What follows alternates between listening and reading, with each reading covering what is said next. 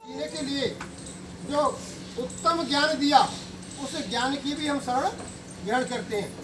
बड़े लोगों द्वारा, समझदार लोगों द्वारा कोई हित की बात बताई जाती है तो छोटे बच्चों से कहते हैं बेटा इसका अनुसरण करना, तेरे बड़े भैया ने कही है, तेरे बाबा ने कही है, तेरी मम्मी ने कही है, कहते नहीं कहते हैं?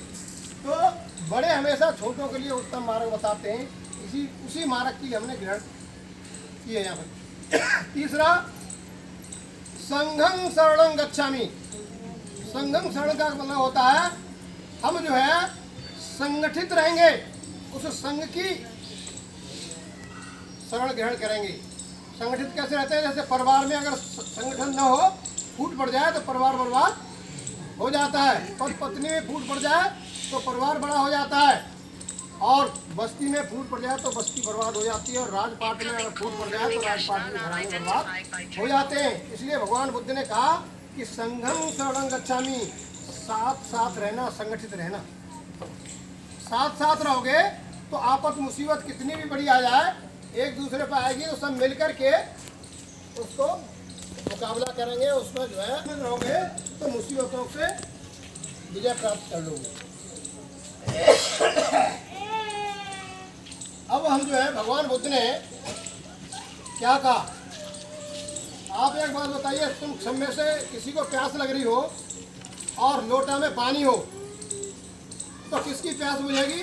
जो पानी पिएगा। अगर मैं पानी पी लूं और प्यासे को पानी न मिले तो क्या उसकी प्यास बुझ जाएगी? नहीं बुझेगी ना। अगर वो मैं कहूँ तुम मेरी पूजा करो, मेरी चरण रज ले जाओ, मेरे ऊपर आरती उतारो, तुम्हारी प्यास बुझ जाएगी? बुझ जाएगी। अच्छा खाना मैं खाऊं तो तुम्हारी प्यास पेट भर जाएगा? नहीं।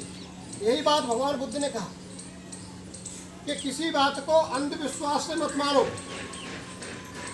किसी बात को अंधविश्वास से मत मानो, किसी बात को पहले जानो तब मानो।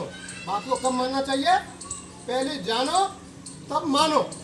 आपने देखा किसी बच्चे का स्कूल में एडमिशन करा देते हैं, अगर 2-3 साल जाता है और वो नहीं सीखता है तो हमारी अशिक्षित माँ भी कहती है स्कूल बदल दो, बेकार है, या हमारा बच्चा 3 साल तो सीख रहा। लेकिन आपको किसी के पीछे, बाबा के पीछे हम पड़े हुए हैं, किसी देवी देवता की हम पूजा अर्चना कर भी रहे, आपने कभी ये सोचा कि हमें इससे फायदा मिल रहा है कि नहीं मिल रहा है? आप करते जाते हैं। तो भगवान बुद्ध ने कहा मेरी पूजा अर्चना नहीं करनी है, बल्कि मैं तुमको उत्तम मार्ग दे रहा हूँ। क्या दे रहा हूँ? उत्तम मार्ग, ज्ञान का सच्चा मार्ग दे रहा हूँ, इसका अनुसरण करना। तो जहाँ में गर्भ संस्कार कराया जाता है बुद्ध धर्म के अनुसार, और उस माता को ये समझाया जाता है कि अब तुम्हारे पेट में तुम्हारे अलावा एक नया प्राणी आ गया है, ये सभ्य बने, श्रेष्ठ बने, विद्वान बने, बलवान बने, ज्ञानवान बने।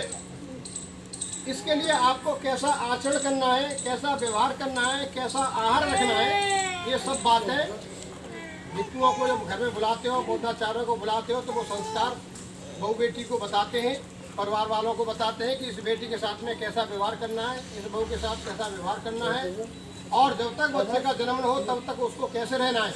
अगर वो उस धर्म संस्कार के अनुसार रहती है तो संतान हमेशा श्रेष्ठ होती है।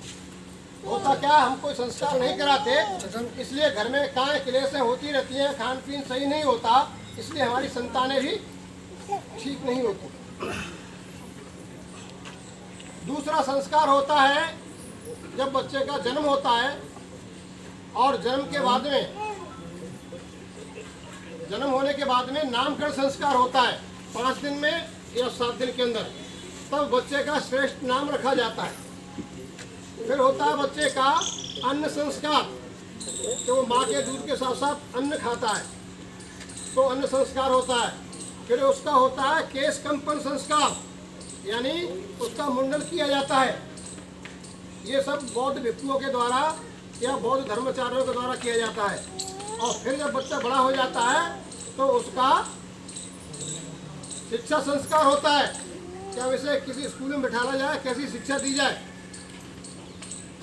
और फिर जब शिक्षा संस्कार होता है, उसके बाद में जब बच्चा बड़ा होता है तो फिर उसका होता है विवाह संस्कार,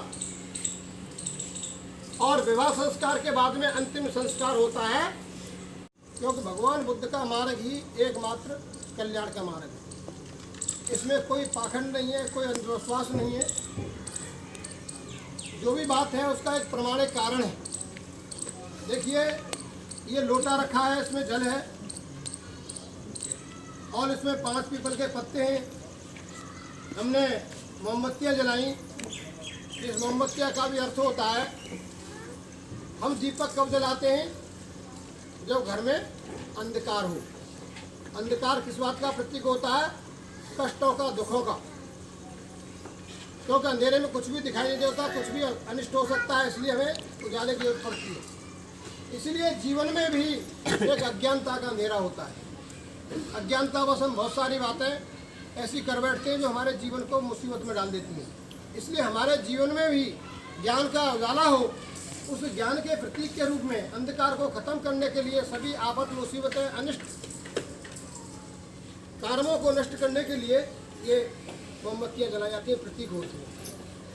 और दुर्गंध को खत्म करने के लिए सुगंधित अगरबत्तियाँ जलाई जाती हैं घरों में, महापुरुषों के सामने। वो इसलिए जलाई जाती है, वो नहीं सूंघते, बल्कि उनके सम्मान में लगाई जाती हैं। लेकिन इससे घर पवित्र होता है, सुगंध से कीट पतंगे भागते हैं। और ये सूत का जो धागा मैंने कच्चा, ये आपको लेकर के ऐसे मैंने सभी महापुरुषों के साथ में इसी लोटे से लगा दिया है।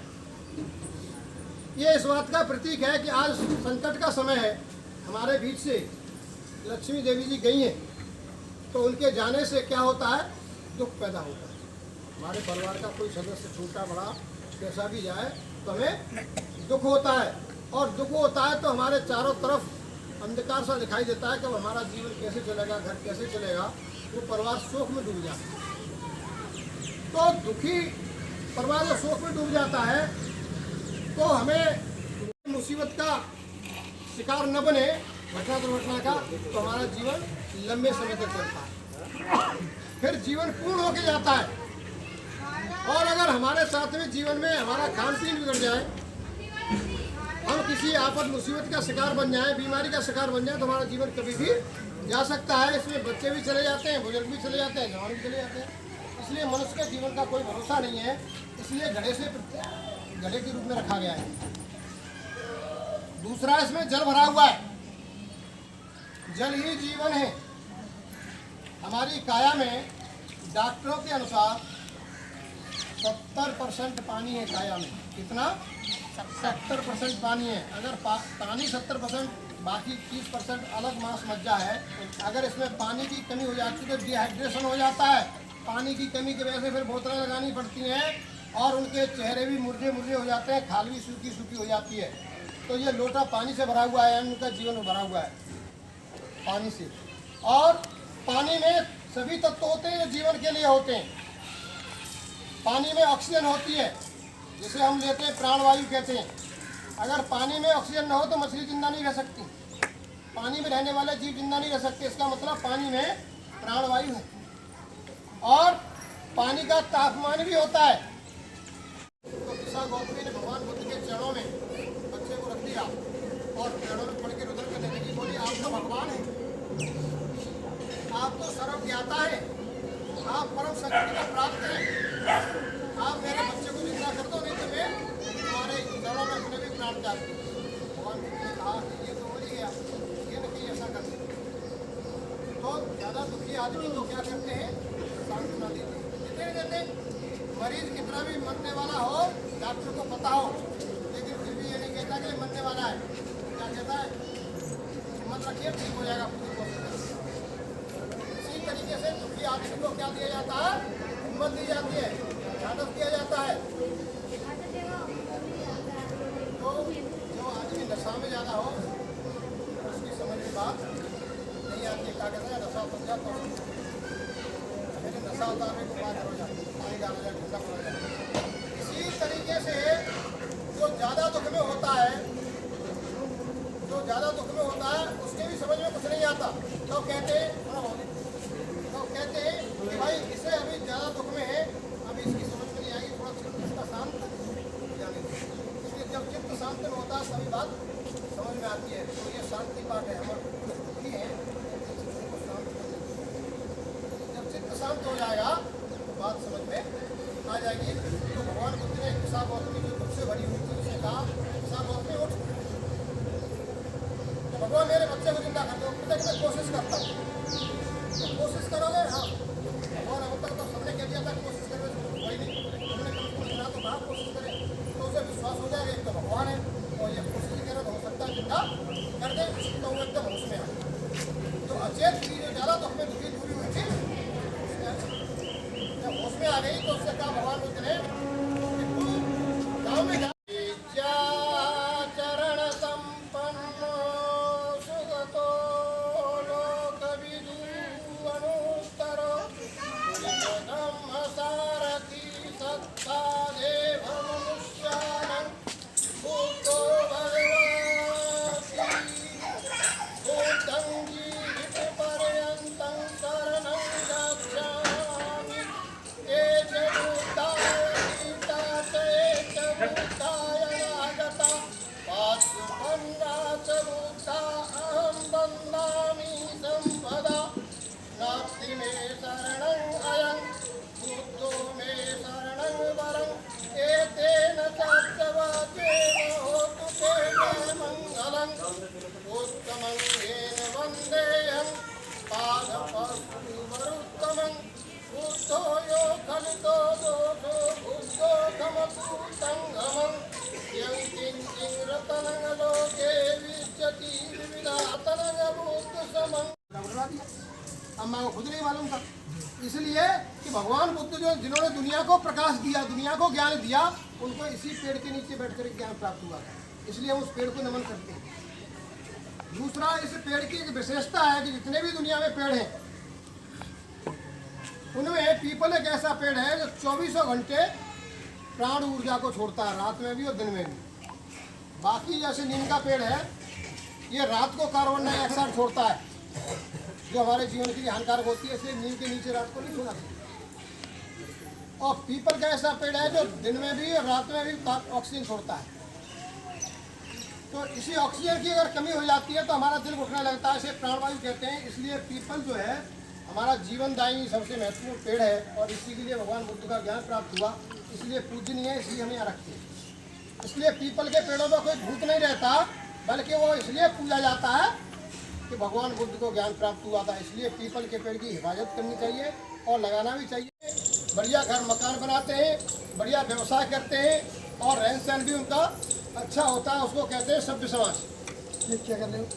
लेकिन कुछ विषमतावादी लोग जो नहीं पसंद करते कि कुछ लोग भी और भी हमारे बराबर पे आए, उन्होंने इस देश के भोले वाले समाज को इतनी विषमता में धकेल दिया कि उन्हें शिक्षा से वंचित कर दिया, सम्मान से वंचित कर दिया, अच्छे रहन सहन से, खान पीन से वंचित कर दिया। इसलिए ये कुंठा उनके घर में इतनी उतर गई गले में कि आज तक वो सभ्य नहीं हो पा रहे। आज तक भी उनका कोई ठीक तरीके से सभ्यता संस्कृति नहीं है। लेकिन थोड़ा बहुत जो पढ़ते हैं, जब वो देखते हैं कि हमारी कोई सभ्यता नहीं है, कोई संस्कृति नहीं है, तो वो दूसरों से श्रेष्ठता दिखाने के लिए दूसरों की सभ्यता